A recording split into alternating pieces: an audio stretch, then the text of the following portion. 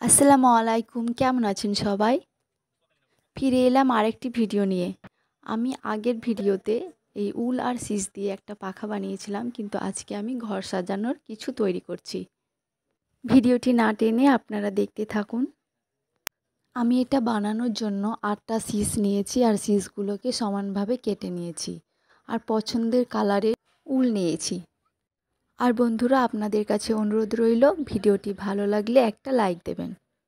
বেশ কিছুদিন থেকেই আমার ভিডিও বানানো হচ্ছে না শারীরিক অসুস্থতার কারণে। জানেন, প্রত্যেক মানুষেরই কিছু অসুস্থতা রয়েছে, তবে কেউ ব্যতিক্রম নয়।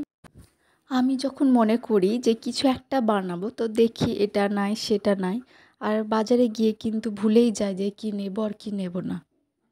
আর এগুলো করতে করতে দিন পেরিয়ে যায়। আবার কিছু প্রয়োজন হলে হাজবেন্ডকে বিরক্ত করতে থাকি, চলো চলো এখানে চলো সেখানে চলো। তবে বেচারা কিছু না বলেই আমাকে নিয়ে যায়। ছোটোবেলায় এই উল আর সিস দিয়ে অনেক কিছুই বানিয়েছি, কিন্তু তখন বানিয়েছি শখে, আর এখন বানাচ্ছি প্রয়োজনে। জানেন বন্ধুরা, যখন কিছু বানাতে বানাতে এমন কিছু বানিয়ে ফেলি যেটা খুব ভালো লেগে যায়, আপনাদেরও ভালো লেগে যায়, তখন মনে একটা প্রশান্তি পাওয়া যায়। উলগুলো গাঁথা হয়ে গেছে, এবার আমি এইভাবে ফুল বানিয়ে নেব।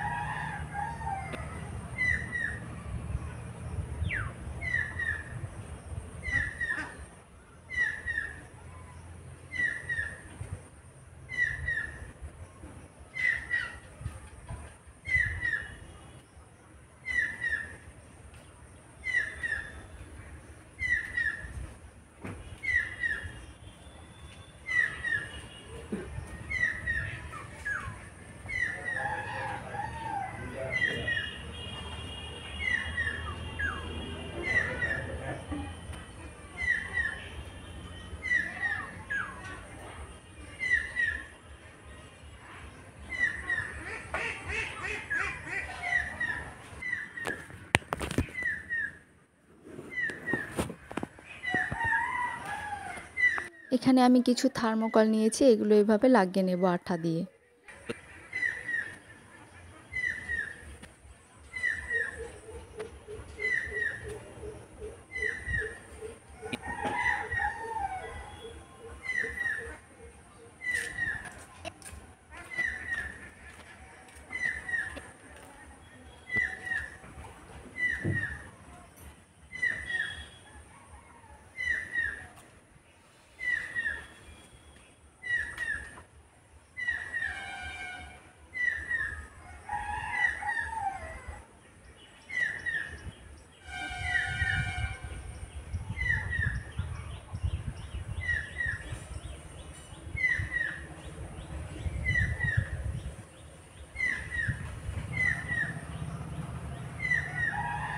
ভিডিওটি দেখার জন্য সকলকে জানাই অসংখ্য ধন্যবাদ। সবাই ভালো থাকবেন, সুস্থ থাকবেন।